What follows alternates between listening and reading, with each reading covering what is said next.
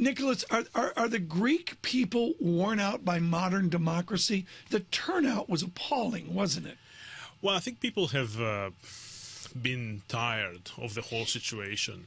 It's like a post-traumatic disorder for Greece.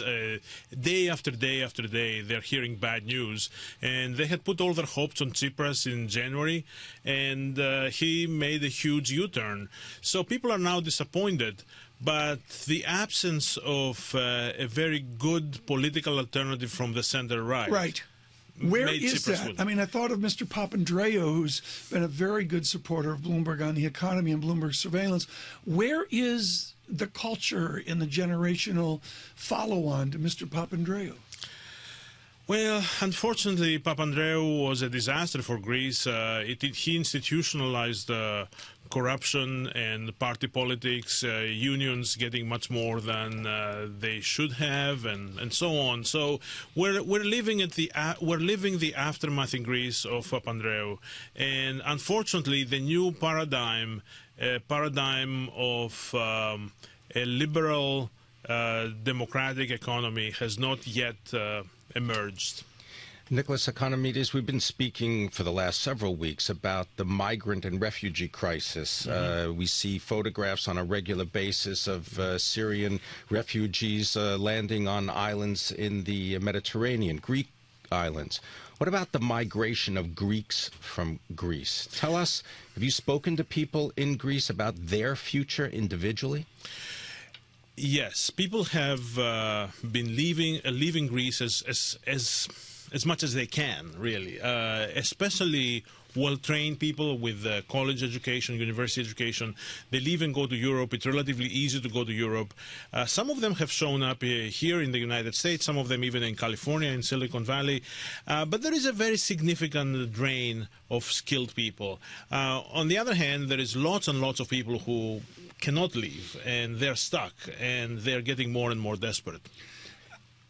Good. I was just going to say, how does an economy faced with the challenges, the political challenges, how does an economy do that without seemingly the skilled labor that is necessary to create the economy that's going to be able to pay this all off?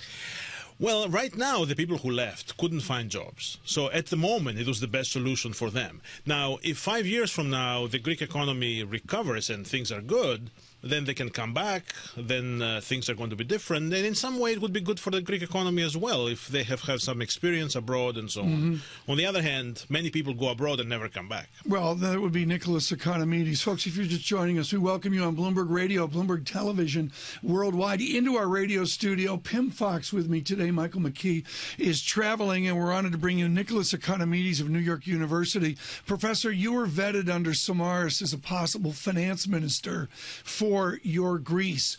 Is it feasible that the new Tsipras could go more moderate and select someone like yourself to be finance minister? If he was to dial 1-800-NYU, would you accept the position? Well, I think it's extremely unlikely that Mr. Tsipras will do that.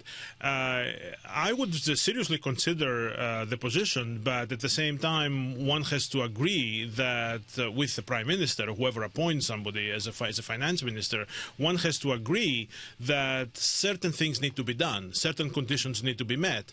Mr. Tsipras signed the agreement with the Europeans, but at the same time, he said that it was a product of extortion, and he's not really ready to implement it. What is the number one thing of that extortion that Greece must do in September and October? Very significant increase in taxes, cuts in pensions of about 6%. These are significant things. The population will be extremely upset. Nicholas Economides, the defense sector of the Greek economy and the spending on the military in Greece has been a subject of intense criticism. What is your thought? Well, Greece faces a very significant adversary, which is Turkey, a larger country and very much in good shape. Is this a real adversary, or is this a historical adversary? Unfortunately, it's a real adversary. I mean, if you look at the plans of the Turkish government, some of these plans are to conquer those islands where the migrants land right now when they come out from Turkey. So it's a serious problem. Greece has spent almost as much as the United States as a percentage of GDP in military expenditures.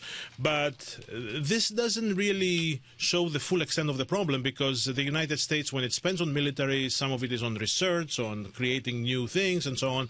Greece just buys practically all the weapons from abroad. So it's a very, very expensive thing to do. Like submarines from Germany. Submarines from Germany, missiles from Russia, airplanes from the United States and France, any possible weapon that you can imagine. But it is a problem for Greece, and there is no simple way around it, irrespective of the extent of the crisis. Let's bring it back to economics. Among others, Mohammed El-Arian speaks of a workout that must involve a currency devaluation and depreciation. Do you agree that that's required? And if it is it an option to go back to the euro down the road, or is it a true move to a new drachma? Well, Greece is in terrible shape. If it went to a new drachma without having recovered first, the new weak currency would be so bad, it would be devalued very dramatically. Prices would triple in real terms in Greece, and then therefore it will be a huge crisis. So Greece, unfortunately, in the present situation, doesn't have options. The only option is to receive the money of the Europeans at a very low interest rate of 1% and more or less do what they say in terms of the economic program. There is also the additional issue of the huge debt that has been accumulated over the years, and this needs to be restructured. How's it going to be restructured with the time that we've got left for you? This is the mystery. Carl Weinberg of High Frequency Economics has been brilliant on this. When will that occur, and what will be the method? Well, it's not completely clear when it will occur, most likely this fall. I think the best solution would be a restructuring that would elongate the maturities anywhere all the way to 100 years, far away into the future, so that the present value of the Greek debt would fall by 50%, maybe 60%, and it would be manageable from there on. Greece also has a grace period. It doesn't pay interest for a number of years. That grace period could be extended to 20 years or so, and give the possibility for Greece to grow and then be, in fact, able to pay. Professor Economides, last question to you. You've got a website, right? Yes. Economics of Networks. Yes. If that was going to be a picture, what kind of picture would it be if we're describing Greece? What kind of network exists there that's actually functioning? Business has been hard hit because of the capital controls. Imports, exports are very hard to do.